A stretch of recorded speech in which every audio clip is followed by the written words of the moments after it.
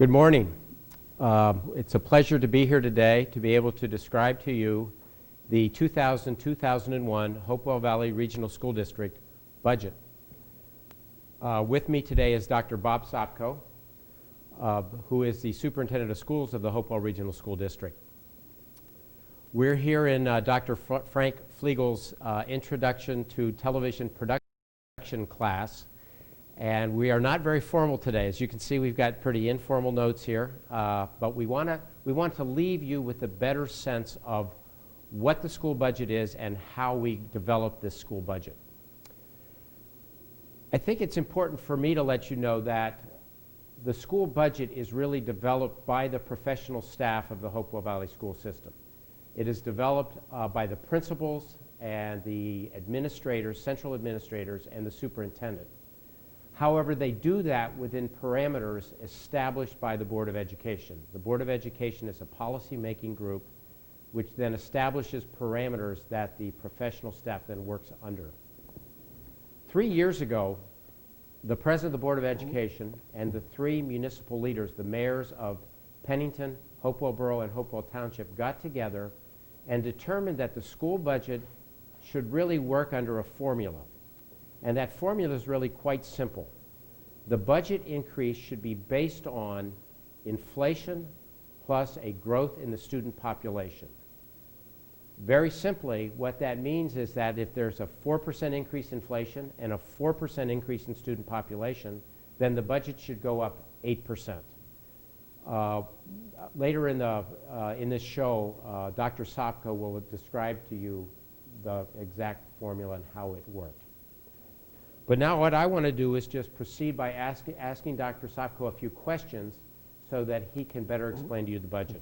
Dr. Sopko, could you tell us how the district came up with the direction for the 2000-2001 proposed budget? Yes, this year our guiding principles focused on maintaining high-quality educational programs. We also had to consider new state and federal mandates as part of this budgeting process. A problem that we face in the coming school year is the notion of providing adequate instructional space. So this budget attempts to address that problem that we are facing with increasing enrollments. We also wanted to maintain average class sizes. Parents and community have said to us in many occasions that smaller classes are important in us delivering the quality of education they expect. And we also considered the impact on the taxpayers. As you've mentioned, one of the driving forces in our budget preparation is the board's self-imposed budget formula. As part of our guiding principles, we are committed to retaining and procuring skilled, dynamic, and caring staff. In addition, we believe that strong program offerings including fine arts, co-curricular activities, athletics, advanced placement opportunities, as well as continuing efforts to bring special education back into the district are very important components of our budget. And lastly, we wanted to maintain technology to keep pace with the real world. So this budget has a large amount dedicated to the improvement and enhancement of technology in all of our 5 schools. Dr. Sopko, how much is the proposed budget for 2000-2001? The proposed budget is $40.7 million. And this slide illustrates that 63% of this proposed budget goes to direct services to students. It is direct services in classrooms focused on teachers, materials, equipment needed to deliver the instructional program. About 3% of our proposed $40.7 million budget is focused on administration and business, the monitoring, the accountability portion of administering that $40 million budget. This year, approximately 7%, 6.9% is going to transportation, and approximately 7% is going for debt service, which is to pay for debt to our buildings to add on to our facilities that was decided by voters several years ago. Our overall budget this year represents a $2.6 million increase for a total of $40.7. This budget was established, Dr. Sopko, using a process established by the Board of Education. Could you explain this process and the budget development process? Yes, Mr. Pruitt, the anticipated enrollment increase this year is 3.7% increase. The cost of living increase, the enrollment increase was 3.8. The CPI, or cost of living, as of December 1999 was 2.7. And by using a combination of these two factors, we came up with a budget increase using the formula of 6.6%. Unfortunately, try as we may, with great discussion with the board, with input from various segments of the community, we could not deliver the budget exactly at 6.6%. It's actually 6.8%. And we have two kinds of extraordinary expenses in this budget to account for that extra 0.2%. The two trailers at Hopewell Elementary cost over $100,000 to address increased enrollment. And we want to upgrade the annex at Tollgate Grammar so that we can add another section of students at this particular school. It sounds to me that the 6.8% versus the 6.6% is really then the result of us having to increase space. Would that be accurate? Exactly. In most occasions, in a current expense portion of a budget, districts are not faced with budgeting for increased instructional space within their district. These are taken care of through capital expenditures, generally made through the form of bonds and long-range debt. Right now, we really are facing a very critical number of student growth next year. Approximately 138 new students is expected in Hopewell Valley for the 2000-2001 school year. So it sounds to me like you've done a pretty good job then of keeping the budget from 6.6 to 6.8%. It's a minimal increase considering the fact that we do need new space. Yes, it is.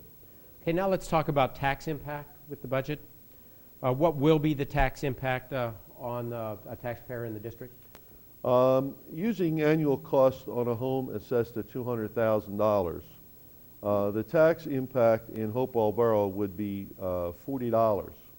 This is a 2-cent increase, but a considerable decrease over last year's proposed budget. A cost for a home assessed at $200,000 in Hopewell Township would be $80, and that's a 4-cent increase in taxes. It's down a penny from the previous year. Pennington Borough increase on a home assessed at $200,000 would be $160.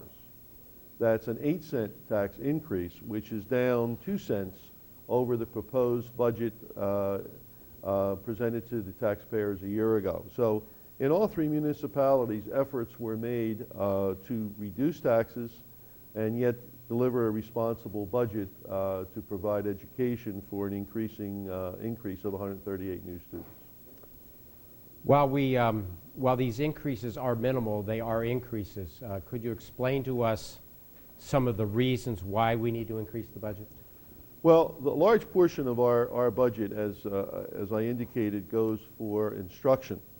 And a large portion of this budget is driven by approximately 14 new teaching positions spread across all of 5 schools, special education, as well as requirements for mandated programs such as world language, which we are now moving to 3rd grade. So the world language component of our district will be in place in grades 2 and 3 next year.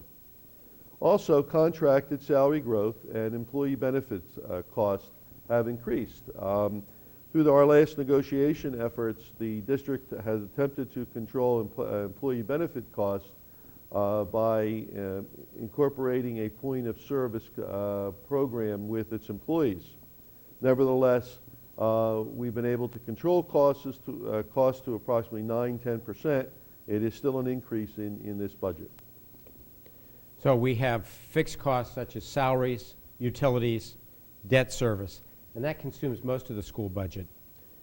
Is there anything else happening in this budget that you'd like to talk about? Yes, we're very proud that we're trying to expand our co-curricular and athletic opportunities.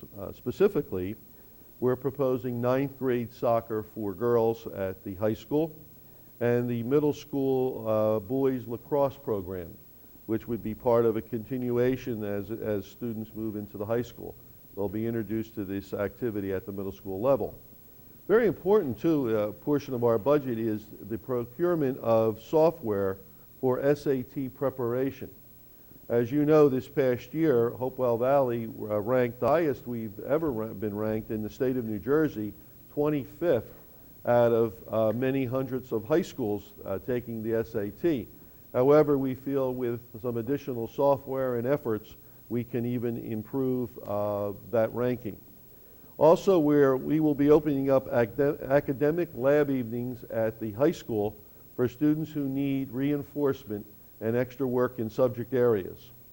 We need to replace 2 vans that have 250,000 and 150,000 miles as part of our small transportation fleet.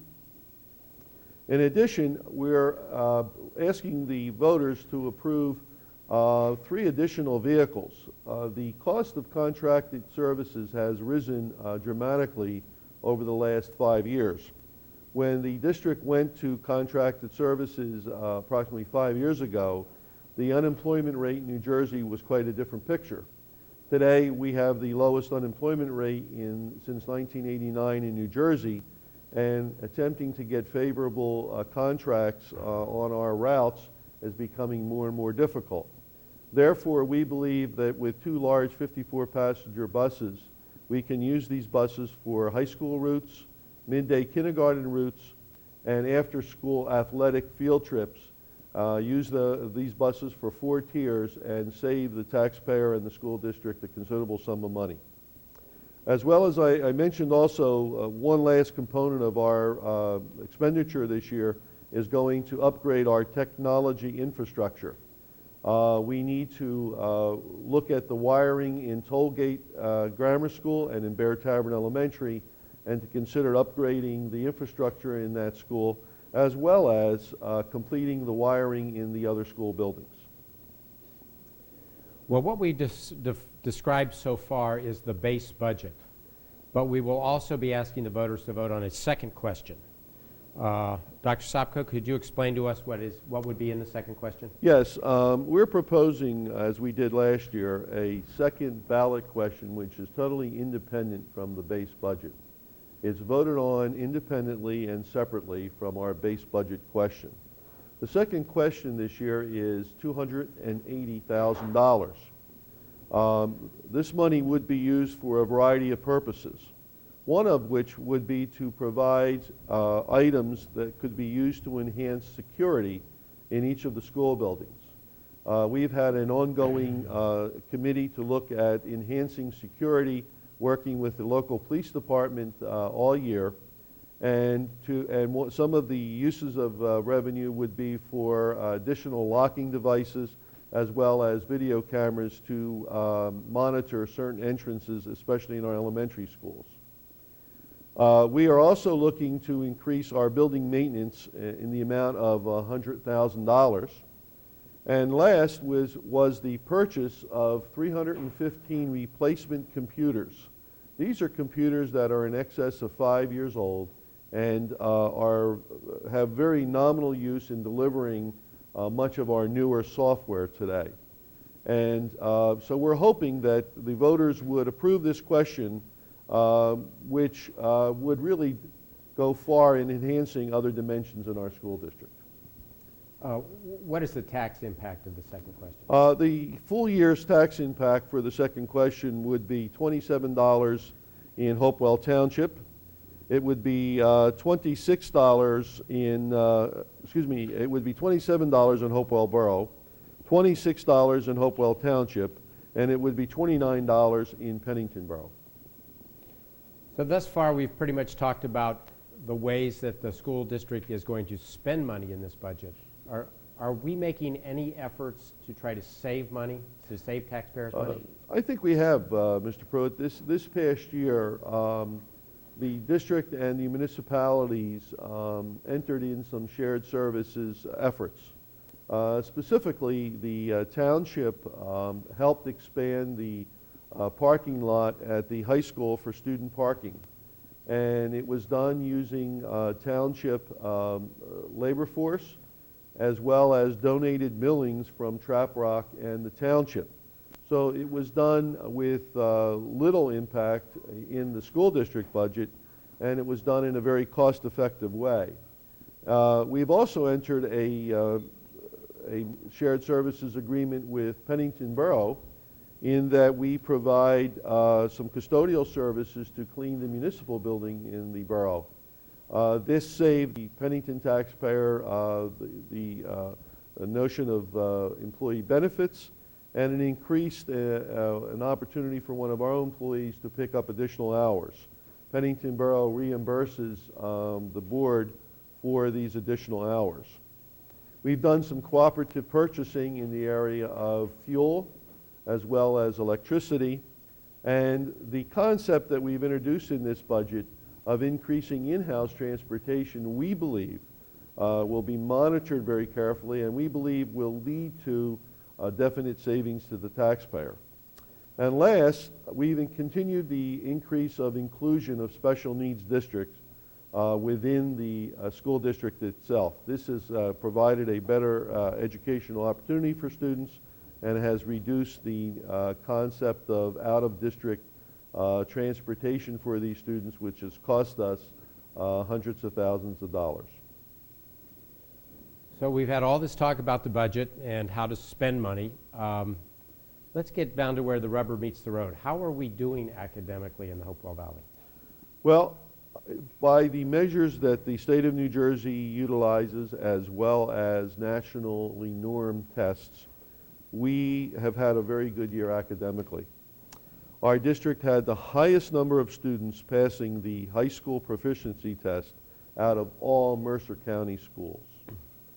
In addition, our SAT scores, which are considered by many community members as a very important measure, this year were 22 points higher than this past year. More importantly, however, was that this was the highest percentage of students to take the SAT test, and yet our results were 22 points higher. Our students have scored high on local, state, and national standardized tests. Our musicians and artists have been recognized at all levels. Just recently, our robotics team placed first in its regional competition and has an opportunity to travel to Orlando, Florida for a national competition. Meanwhile, our per pupil spending cost is the second lowest in the county and lower than the state average. One of the major goals set forth by the school board last year was to do a better job of connecting with the community. What have we done over the last year to try to connect to the community better? Well, we have done, as they say in the sports circles, a full court press in that area. In addition to our traditional ways such as PTO meetings and school board meetings and open forums, we established and broadened a community relations committee, which early in the school year developed a strategic plan for communicating to the public. As part of the efforts of this committee, we have hosted numerous coffee clutches this past year with over 300 community members attending. We've done a major resident survey on how we can improve and enhance our communication approaches. And the heart of our school year has been the engagement of the community in a strategic planning process. Specifically, 8 community forums were facilitated by Dr. Harris Sokoloff. This effort was paid for by Bristol Myers Squibb, and over 300 community members came out to relate what is important to them as community members regarding their schools. This process will culminate in a weekend at the Merrill Lynch Conference Center with over 35 community members and staff writing a long-term plan at the heart of which will be our vision for the future for Hopewell Valley schools. Also, the Board of Education has continued to maintain a hotline which is 737-1217, and we would encourage community members to use this hotline. Let's repeat that number. The hotline is 737-1217. That hotline is answered directly by school board members with no intermediary in between. So if you would like to talk to your school board, you can call that hotline. Mr. Protiv, I can also mention that the district's website is one of the most comprehensive I've seen personally. It can be accessed through www.hvrsd.k12.nj.us. Many community members have found this website to be particularly beneficial during emergency closing and inclement weather.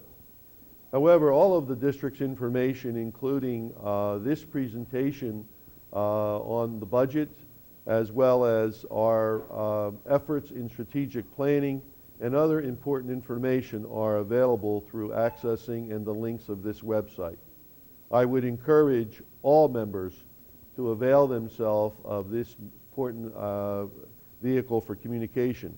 Once again, that's www.hvrsd.k12.nj.us. Well, that about ends our presentation. I think we have done the best job we could of trying to act like Regis and Kathy Lee. I'm afraid we came off more like South Park, but what can I say? I would like to thank Dr. Flegeal's class for doing a great job here today.